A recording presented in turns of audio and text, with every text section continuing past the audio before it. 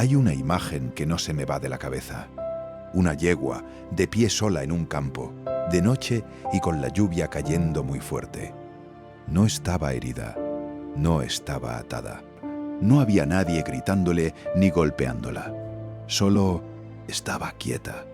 Y esa actitud era lo más triste que yo he visto en mi vida, porque no era calma, era el silencio de un ser que ha dejado de esperar a que pase algo bueno.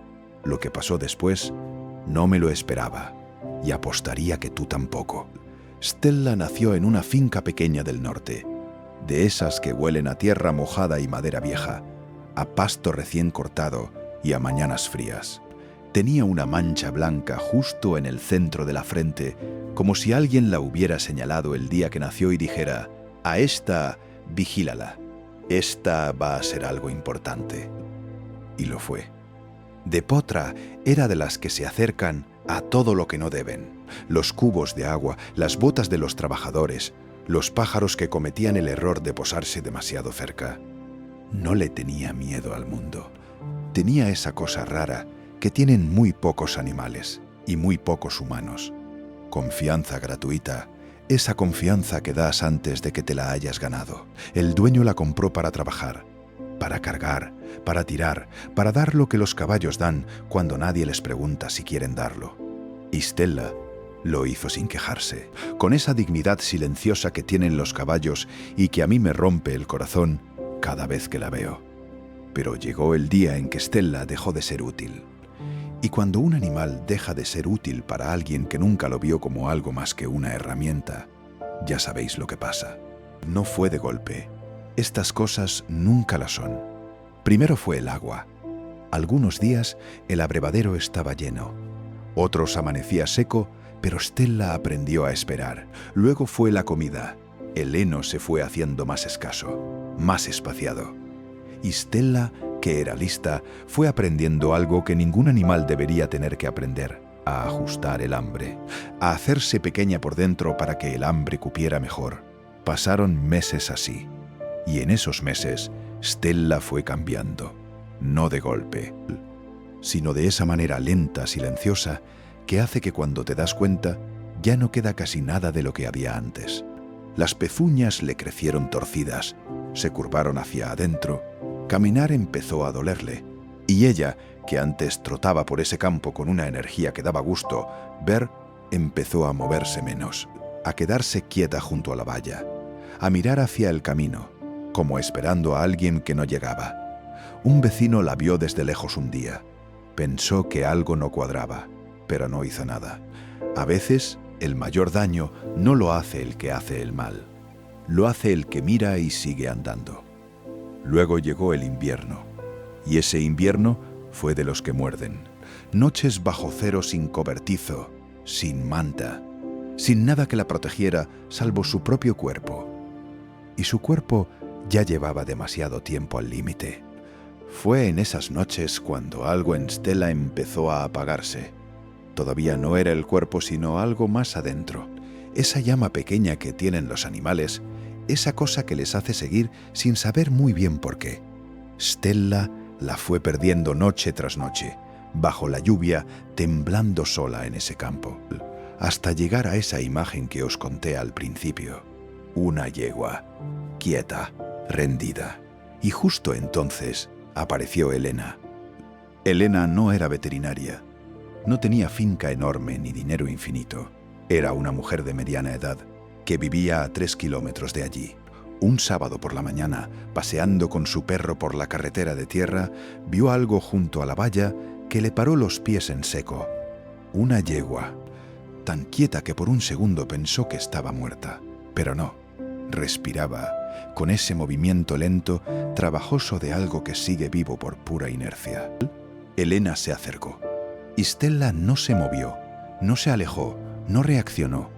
Solo la miró, con esos ojos enormes, oscuros, vaciados de todo lo que alguna vez había habido dentro.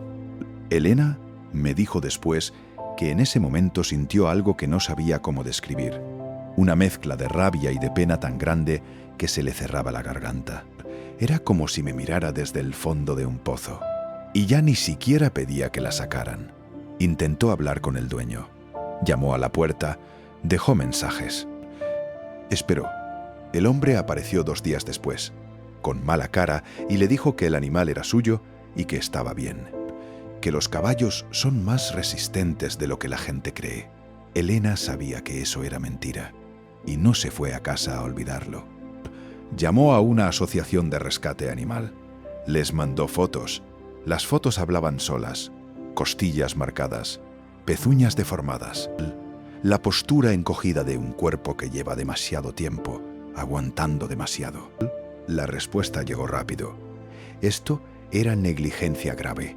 Había base legal para actuar, pero actuar lleva tiempo, denuncias, inspecciones, burocracia, y mientras todo eso avanzaba a su ritmo, Stella seguía en ese campo.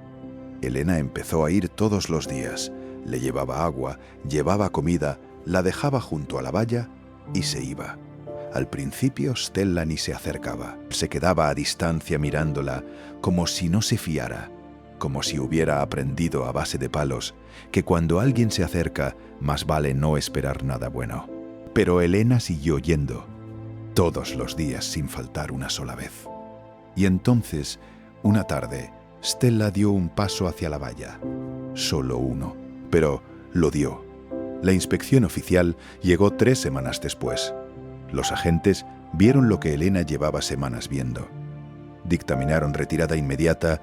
El dueño protestó, pero a veces la ley llega justo a tiempo. El día que sacaron a Stella de ese campo, Elena estaba allí. Cuando abrieron la valla y le pusieron el ronzal, Stella no se resistió, dio unos pasos lentos, dolorosos, hacia afuera, y entonces se paró. Se giró, miró el campo por última vez, ese campo donde había pasado todo ese tiempo, donde había tenido hambre y frío y miedo y soledad, y luego siguió andando. Elena me contó que ese segundo, ese giro pequeño, antes de seguir, fue lo más desgarrador y lo más hermoso que había visto en su vida, porque en ese giro había algo que ningún ser humano podría haber puesto en palabras. Era un adiós. Era una yegua que, sin saberlo, estaba eligiendo seguir. La llevaron a un centro de rescate, donde le hicieron una revisión completa. El diagnóstico era serio: desnutrición crónica, infección de piel sin tratar, meses de trabajo por delante de recuperación. Pero la veterinaria que la atendió dijo algo que se me quedó grabado: el cuerpo lo podemos reparar. Lo que me preocupa es que esta yegua ha dejado de confiar, y eso tarda mucho más en curarse. Stella no dejaba acercarse a nadie por detrás. Se tensaba con voces altas. Comía rápido como si temiera que le quitaran el plato. Esos pequeños gestos que indican una historia larga y oscura encima del cuerpo. Elena preguntó si podía quedarse durante la rehabilitación. Le dijeron que sí, y fue entonces cuando empezó la parte que yo nunca podría haber inventado. Elena iba cada mañana, entraba en el paddock, se sentaba en el suelo con la espalda contra la valla y no hacía nada. No intentaba tocarla, no extendía la mano, no la llamaba. Solo estaba ahí presente y observándola. Los primeros días, Stella se quedaba en el extremo opuesto, comiendo despacio y mirando de reojo. El día 9 se acercó a 3 metros y se paró. El día 14 se acercó lo suficiente como para que Elena pudiera escuchar su respiración.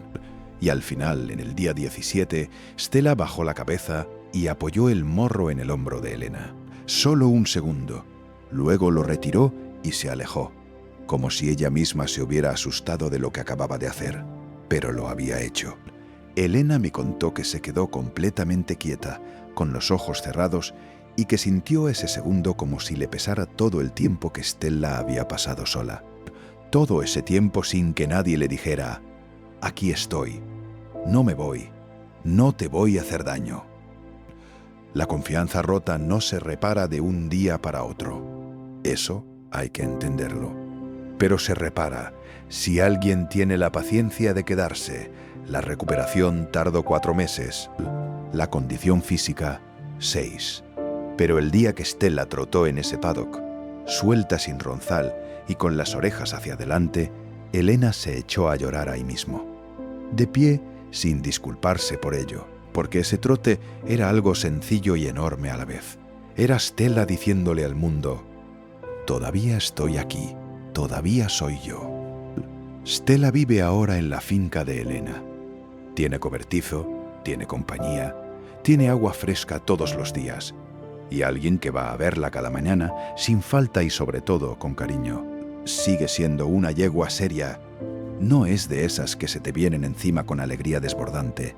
Tiene su carácter, sus tiempos, su manera de estar en el mundo. Pero cuando Elena entra en el paddock, Stella levanta la cabeza, la mira y camina hacia ella. Eso es lo que más me conmueve de esta historia. No el rescate, no la rehabilitación, no el final feliz, sino esa cosa pequeña que un ser que aprendió que el mundo no era de fiar, volvió a confiar después de todo. No porque tuviera pruebas, no porque alguien le garantizara que esta vez iba a ser diferente, sino porque alguien se sentó en el suelo a su lado día tras día, sin pedir nada, y eso fue suficiente. Y yo creo que eso nos dice algo también a nosotros, sobre cuánto tarda en romperse la confianza y cuánta paciencia hace falta para reconstruirla, y sobre todo, la valentía que se necesita, no para resistir, sino para volver a abrir la puerta después de que te la hayan cerrado demasiadas veces en la cara. Stella no sabía que alguien iba a aparecer, pero siguió resistiendo ahí. A veces, eso es todo lo que hace falta. Resistir pensando que algo mejor llegará. Si esta historia te tocó de alguna manera, ya sabes dónde está el botón de suscribirte. Hay muchas más esperando. Cuídate mucho y cuida a los que no pueden hablar por sí mismos. Hasta la próxima.